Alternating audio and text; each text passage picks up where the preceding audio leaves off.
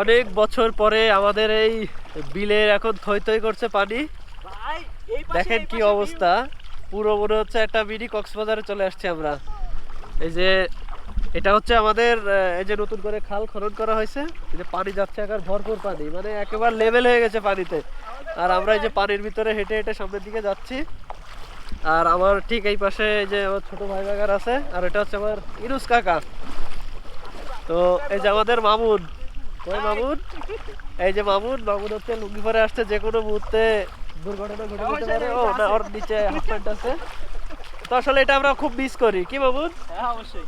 একটা সময় হচ্ছে আমরা যখন আমাদের এই বিলে এই পানিতে এরকম মানে থই থই করতো, তখন আমরা আসতাম, এসে এখানে গোসল করতাম, ফুটবল নিয়ে খেলা করতাম।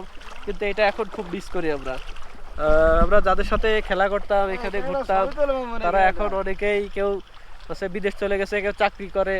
তো আসলে গ্রামে থাকলে এইসব জিনিসগুলা হচ্ছে উপভোগ করা যায়। শহরে আসলে এগুলা, শহরে ওই যে দেখা যায় রাস্তাঘাটে একার পানিতে রাস্তাঘাট তলিয়ে যায়।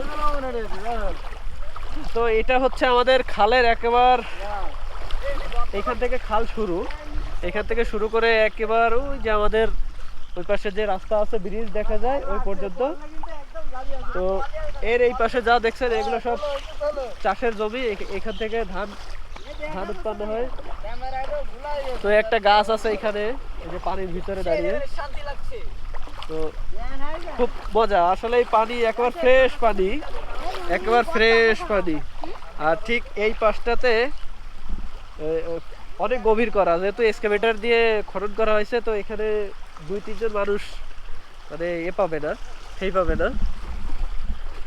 তো এই যে মামুনরা ছবি টবি তুলতেছে। আর ঠিক এখানে যদি এখানে অনেক পানি, তো আমরা যদি এইখানে দাঁড়িয়ে যদি দেখায়, তা কোনোভাবে বুঝতে পারবেন না যে আসলে আমি কোথায় আছি। মানে দেখলে মনে হচ্ছে যে কোনো নদীর ভিতরে আছি বা কোনো বাওড়ে আছি, এত পানি। তো এই পাশটা ঠিক এই যে পাট লাগানো আছে, এগুলা কেটে ফেলবে খুব শর্ট টাইমে।